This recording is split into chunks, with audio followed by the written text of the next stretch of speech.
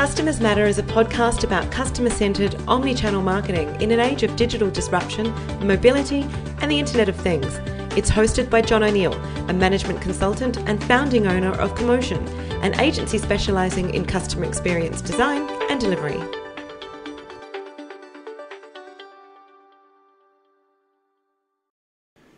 Today I'm in Melbourne, where I'm joined by Harriet Wakelam, the Director of Human Centre Design at the massive insurance business that is IAG. Harriet is a design specialist with experience across financial services, fintech, insurance and health. She's worked with NAB, Australia Post, Medibank and some of the UK's biggest banks as well. Today we're going to hear from one of the best in the industry. Harriet, welcome to Customers Matter. Thank you.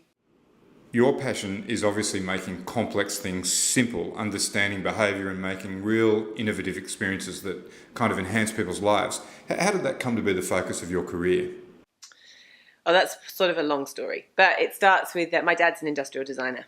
So I grew up in a household where frequently there would be 8 kettles on the bench in the morning, and we'd be asked why we chose that kettle to make a cup of tea. Or my friends would be given various hairdryers or things. So we were brought up with a curious mindset as to why something works, what problems it's trying to solve, and what makes a good design. So I grew up very much embedded in the idea of affordances, and I made a determined and concerted effort not to become a designer. So I decided that like everyone, you don't want to be what your parents are. So I spent about 10 years trying to avoid doing any kind of design work and taught. And what kept happening to me, even in teaching, was that I kept being drawn to a problem, how you solve a problem, what are the conditions in which a problem can be solved, and what are the experiments that you can run to make something better. And so I think innately an idea that you never solve something in its whole, and that design is a continuous state of incrementing on a current state to get to a future state was something that was just in my blood from a child. And I sort of finally gave in and went back to university and became a designer. Now, I'm so interested. So did you say you had 8 kettles lined up? So your father was trying to get you to make an aesthetic or a practical decision? What was the test here? It was a prototyping household. So if there were 8 kettles on the bench, he wanted to know why you chose the one you chose, which was often it was closest to my handdad. And then it would be around, well, what was it that made you choose? It was the colour. How did it feel? And I grew up being able to, I can tell immediately whether a teapot is well balanced or not. And, what's the point in having a teapot if you can't pour? So I know how to balance a kettle. He worked in small product development. So it was hairdryers, kettles, car mirrors. We once had a lot of car mirrors in the house. Cables. He invented stretchy cables for hairdryers so that you could walk across the room and back. So we grew up with just this ongoing sense of what is this thing, what is it designed to do, what problem is it designed to solve, and how well does it do that? Just so interesting. Now, how did your career land you in Australia, and what happened? You've worked for some very big businesses. Tell me about when and where you landed in Australia, and how you sort of trekked forward to now be where you are. I'm a kind of accidental corporate. Really, I sort of missed, through university I studied English and I missed the whole graduate career show thing, and I was never really intending to have a corporate career. Fell in love, usual reason why people move countries, while working in Macedonia. So I was working in a school in Macedonia, fell in love, came to Australia, and what my career took me to, because I had a career in education and then I went into web development and web design, it took me into the early days of the online learning development. So I was working with the Australian Flexible Learning Framework on the design of what they called learning toolboxes, modular components of online learning in the early stages. And that was in the days when UX was really a beginning career. You would rarely see UX type jobs advertised. But for me, with an understanding of language, with how things were made and with a web skill, it was a natural place to understand what were the interfaces between people and technology. And as we started to use the web much more robustly as a means of transferring value through different mediums, it was naturally a place for me that I was drawn towards UX. So take me back to your first role in Australia, where and when, and then step me through what happened. Well, my first role was a teaching role, and then I went back to university. I had a baby. Usually sort of another career. You fall in love, have a baby, and careers change. And then I spent 5 years in Caracas in the far northwest of WA. So I went from central London to, via a roadhouse, to working in Caracas, which was at the peak of the mining boom. And I was working for Telstra. My role there, I worked virtually for a couple of years building online learning components. And then I went to work for Telstra, and my role there was for SME and for Indigenous communities. And it was to work with, in that stage, Telstra had rolled out CDMA as a mobile network, and they had rolled out satellite broadband into the Indigenous communities. And my role was to find out ways to help people use that more effectively and different ways of working. And my role was also to help SMEs in a town like Caracas, which was a mining boom town, use the internet more effectively for business. So it's a really interesting role. This is like a Twiggy forest country. Yeah, totally. I had to learn how to do sort of advanced four-wheel driving. Had to learn how to go into the bush, and I was going out to places like Jigalong and Pamu, and working with Indigenous communities out there to look at ways. What did we do? We did hip hop via video conference. We did a range of things. We worked with art classes, and we were looking at how you could actually start to use the early days of the internet. So a lot of that for me was about collaboration, about networks. Everyone has a superpower. Mine is systems and collaboration. So for me, looking at the problem, looking at what was happening in Indigenous communities, looking at all the services that were trying to work there, and looking at the technology as a connecting point between those. Because if you're going to design interfaces to exchange value, you need to understand which people are exchanging value for what reasons. Wow. So now when was this? What year? 2002 or 3, I think. Okay, so the early 2000s. So what happened from Caracas? So obviously, very interesting time. You're collaborating, remote working, connecting with the Indigenous community, doing the Telstra. Getting laughed at a lot for wearing hats and being the only person in the community wearing a hat. Yeah. So what happened from there? You asked me to think back now. Where did I go after that? We went back to Perth, I think. Yeah, went back to Perth. And I went to work for a TAFE college. So it was in the early days of blended learning. So we were moving away from that online learning only, and some of the big education institutions were starting to invest in new forms of learning, particularly around apprenticeships, new ways of using technology to learn. And I went to a TAFE college to run their blended learning program. And by this time I was fairly sure I didn't want to stay in education, that while I loved the concept of learning, it was the design part that really fascinated me. And UX by that time was starting to become a bit more of a mainstream career. And I went from there. My partner said to me, I went to a mobile technology conference in Melbourne in 2007, came back and said, why did you never tell me about Melbourne? It's like, I want to live in Melbourne. So he said, fine, if you get a job in Melbourne, we'll go to Melbourne. So it took me a year and a half, and then I was offered a role managing the Flexible Learning Toolbox program here in Melbourne. So within 2 weeks, we'd packed up the family and come. I was like, you said, I did Caracas. We're going to Melbourne. So I arrived in Melbourne in 2009, day before the fires. Wow. So that was the sort of transition. Still in learning, did learning for a bit, and then I went on to, it was again, Agile was becoming really, sort of a really key skill set in Australian business.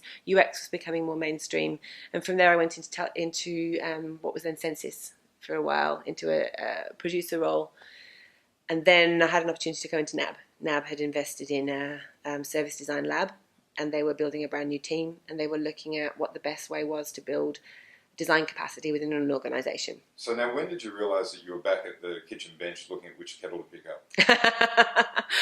I think it was, after several years of imposter syndrome and sort of, well, how did I end up here? I'm in a big corporate and am I meant to be here? I think what really began to interest me, I had some very good mentors. And one of my mentors said to me, I said, well, what I really want to be doing is working in a funky agency. And what I really want to be doing is understanding, I want to be wearing black polo necks and being one of the cool kids.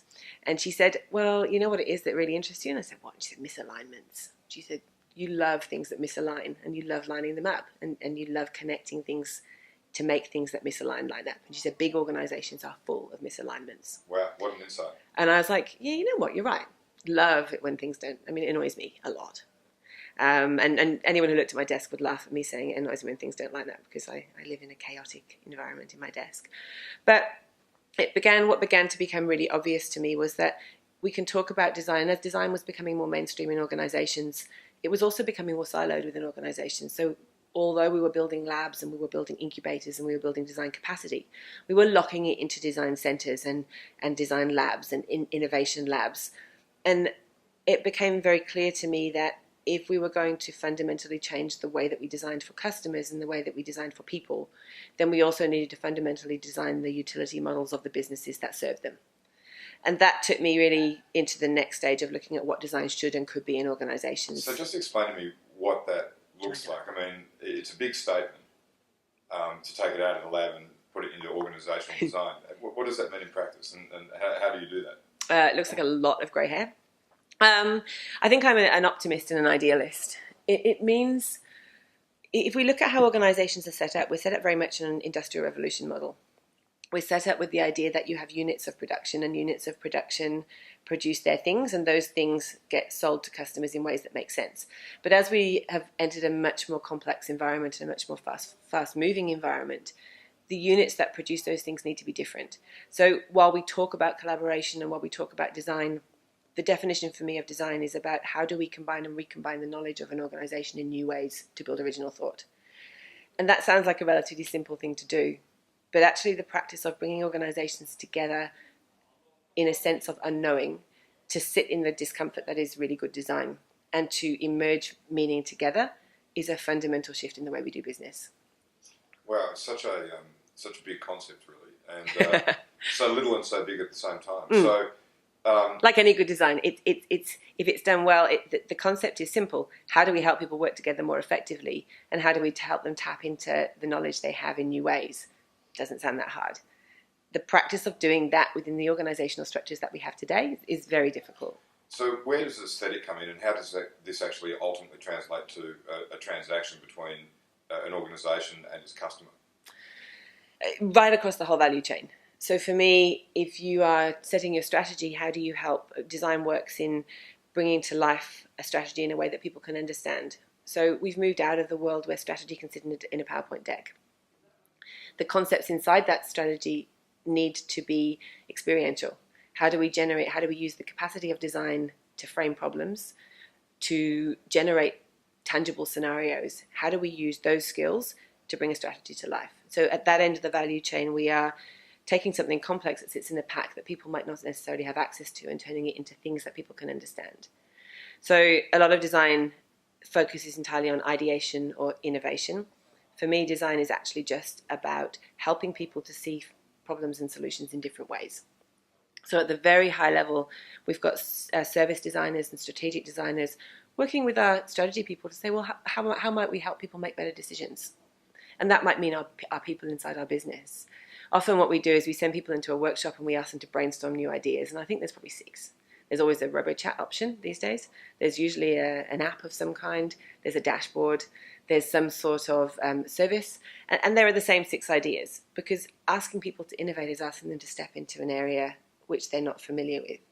If, however, we use our skills to generate scenarios that are tangible and we ask people what inside this scenario makes sense or what inside this scenario does not make sense, then we are asking them to use the knowledge they have in new ways. And that's a far less uncomfortable and far more practical way of using skills. So you're big into use cases and scenarios by the sound of it. And I think use cases has probably become a bit of a burden around our neck. I think it's time to look at the skills of agile and lean as methodologies and the skills of design as capabilities, and to stop arguing about which one's which. Is it a use case? Is it a scenario? Yeah, I think, but yeah, for me, it's more about how do we make tangible something that's sitting in a PowerPoint deck? Because humans don't make things based on a PowerPoint deck. Humans make things based on a need or a practice or a skill. So at the strategic level, we're working in that area. Then I think the other thing around design is how do we help support the development of new tools and frameworks? So really there are 3 metrics that we look at. Probability. How likely is this to reduce the likelihood in insurance of risk? Or how likely is it to change the way that somebody approaches a piece of information? Productivity. So if we build something new, how does that change the productivity of the individuals, of the organisation, of our customers? And then obviously profitability. Because you touched on, I wanted to come back to that earlier, you said, besides making money. I think we've done a great disservice to ourselves in terms of design. Why shouldn't we make money? I think that often good designers tend to go, oh, well, making money. for me, if you develop something great that people want to use and that makes their lives better, it should make money. Yes. I was talking about purpose beyond profit, not before profit. Okay. And so we work in that stage of how do we help build the metrics, the frameworks and the tools. And then we have designers working in the actual development of those flows, so that back into the traditional UX sense, where how do you design the components, the pieces that make an experience real. So if you think about it in terms of cooking, that at the strategic end, it would be, what have we got in the fridge? What sort of equipment's here? And what might we do with it? And do we have to make something for 20 people, 400, 5? Is it a picnic, a takeaway, whatever it is? If we think about it in terms of the component design, we've actually got the equipment out and we're starting to go, well, these are the ingredients we've got to work with. What might we make? And then if we think about further down the track, we're actually into the chopping, the making, and then the final bit is to assemble that into a recipe that makes sense. No, I love this.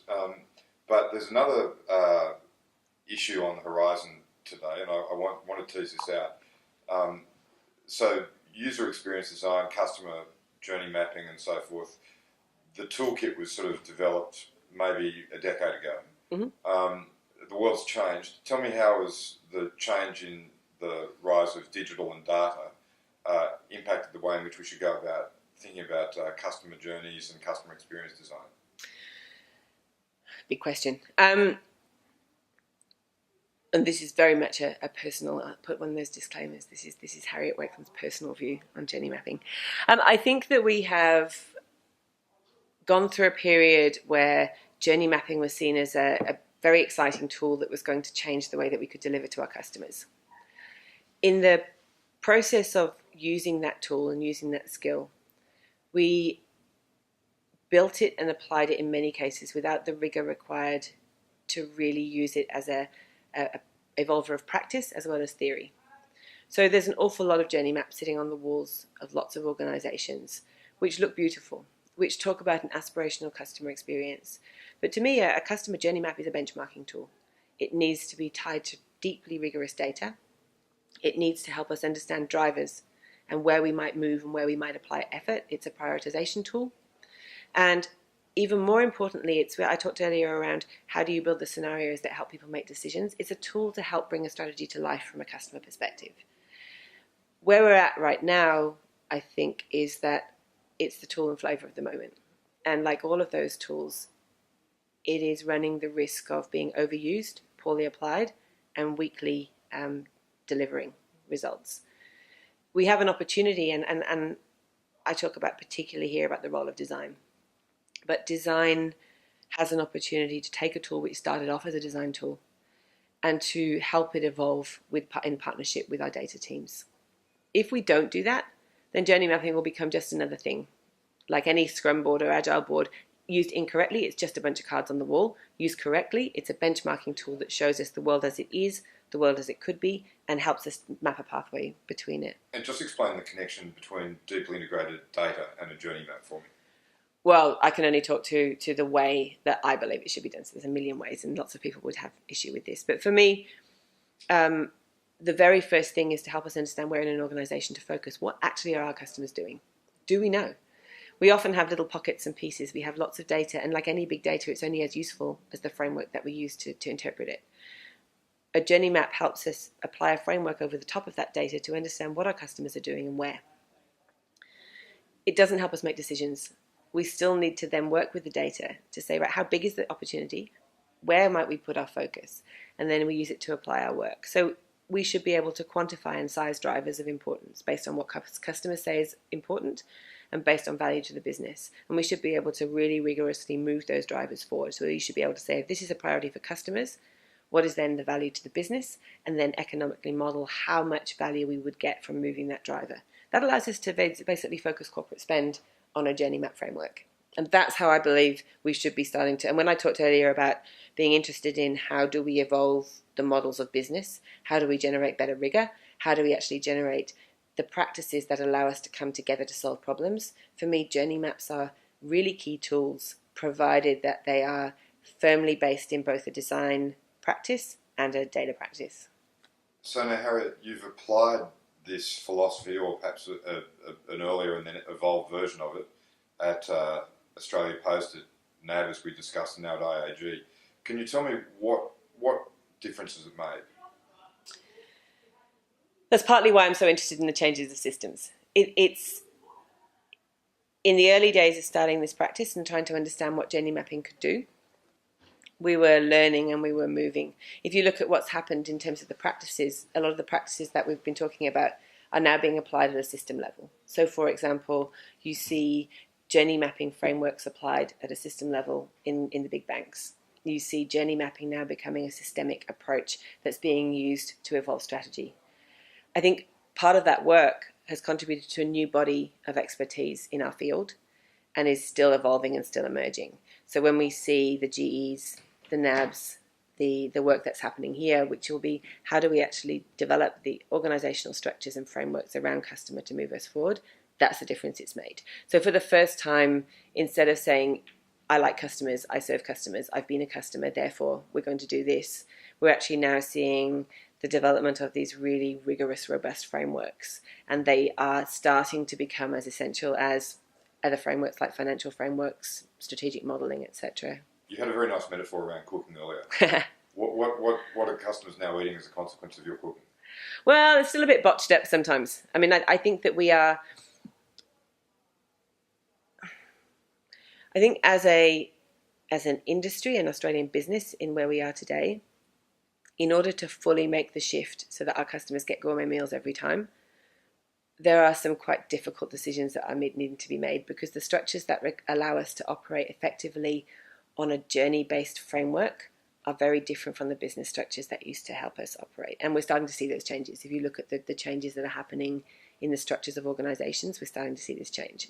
I would say that we're sometimes eating oyster burgers, and occasionally we're having some quite odd meals turn up. But I think this is we talk about customer centricity and customer experience. It is as much an evolution for us as a business community as it is for our customers. When you said before organisation design is changing, can you give me some practical examples of how organisations have changed their design from the old industrial model to a more contemporary model? Yeah, I mean, we're seeing now customer delivery departments, we're seeing journey mapping strategy, we're seeing organisations and innovation and incubators aligned to journey mapping opportunities. We're seeing relationship journeys and marketing aligning their opportunities in terms of communication and channel to journey approaches. And we're seeing this increasing use of journeys as benchmarks. So what that's meaning is that instead of people having NPS as a target, which was perhaps happening 4 years ago, 5 years ago, we're starting to see people responsible for a journey stage, or people responsible for a journey flow, or an uplift overall of the performance of a journey. And that's happening reasonably fast, I think, at the moment. So, Harriet, my final question really is reflecting on, all that we've just discussed. If you were to advise an organisation tomorrow as to what they should do to stay relevant in this very rapidly evolving, disrupted economy, what would you say? What's the secret to innovating to stay relevant? It's a huge question. Most of all, I think, be brave and allow. I think that we, in the past, have been evolving business from a point of view where strategy defined exactly what needed to be done, and we had less accountability. Have to trust in the fact that some of these frameworks will actually provide enough support for good people to evolve good solutions within constraints. I mean, in design, we talk about what is the problem, what is the constraint that you're dealing with, and then what is the intentional solution that would solve that. In order to work like that, we need to know what the problems are. So invest in that journey frameworks, invest in the thing that maps how big and where those problems are and those opportunities. And then don't be afraid of the constraints. I think we're moving out of this environment where innovation was all about coming up with something shiny and new. It's proven it's not worked. So how do we actually use those frameworks to map the constraints and then innovate within constraints? Good design operates best within tight constraints. And then how do we bring together the right people to intentionally design a solution within those constraints? And I think we're seeing elements of that right across the business community. I think the next 5 years will be really interesting. I suspect we'll look back in 5 years' time and say, wow, that was the point where it really started to mature. Harriet, thanks so much for joining us today. It's okay. We hope you enjoyed this edition of Customers Matter. We encourage you to subscribe and, if you like it, rate and review it. Head over to commotion.com/podcast. That's KOMOSION.com/podcast.